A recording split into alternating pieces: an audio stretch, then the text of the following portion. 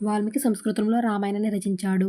వ్యాసుడు భారతాన్ని, విశ్వనాథ సత్యనారాయణ కల్పవృక్షాన్ని, ఎర్రన హరివంశాన్ని, పోతన భాగవతాన్ని రచించాడు. రామాయణాన్ని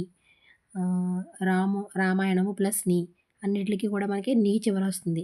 పై వాక్యంలో క్రియకు ముందు ఎవరిని, దేనిని, వేటిని అని ప్రశ్నిస్తే అంటే క్రియకు ముందు ప్రశ్నిస్తే వచ్చే సమాధానాన్నే కర్మ అని చెప్పవచ్చు. అలాంటి పదాల చివర ద్వితీయ విభక్తి రామాయణాన్ని నీ చేరడాన్ని గమనించవచ్చు. అంటే వచ్చే సమాధానాన్ని కర్మ అని చెప్పవచ్చు అనమాట. వచ్చే సమాధానమే కర్మ అవుతుంది. వచ్చే సమాధానం మనకి కర్మ అవుతుంది. వీటిని సకర్మక వాక్యాలు అని అంటారా? మనకి సకర్మక వాక్యాలంటే సబ్జెక్టు, కర్త, కర్మ, క్రియ 3 ఉంటాయి. అదే కనుక అకర్మకలో అయితే కర్మ లేకపోవచ్చు. కర్మకం ఆస్తే కర్మకం అలా అనమాట. కౌసల్య రాముని చూసి సంతోషించింది. ఎవరిని చూసి సంతోషించింది? రాముని. దేనిని, వేటిని. ఎవరిని, దేనిని, వేటిని ఇవి గుర్తుపెట్టుకో. చూస్తే ఆన్సర్ వచ్చేది మనకి కర్మ అని తెలుస్తుంది అనమాట. ఆన్సరే కర్మ అవుతుంది అని ప్రశ్నిస్తే. నెక్స్ట్ కైకేయి భరతుని రాజుగా చూడాలనుకుంది. కైకేయి ఎవరిని రాజుగా చూడాలనుకుంది? ఎవరిని.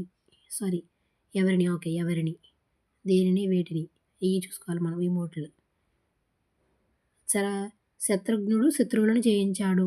శత్రుఘ్నుడు ఎవరిని జయించాడు? శత్రువులను జయించాడు. సుమిత్ర లక్ష్మణుని ఆశీర్వదించింది.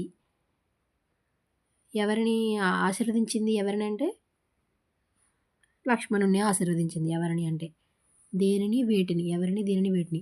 భరతుడు మరణించాడు. ఎవరిని మరణించాడు? దేనిని మరణించాడు? అని క్వశ్చన్ వేయలేం కదా. జటాయువు నేలకూలాడు. ఎవరిని నేలకూలాడు? ఎవరు నేలకూలారు? ఎవరిని, దేనిని అన్నిటికీ చివరి నీ వస్తుంది. సూర్యుడు ఉదయిస్తున్నాడు. ఎవరిని ఉదయిస్తున్నాడు? లేదు. సంపాది ఎగురుతున్నాడు. అంతే.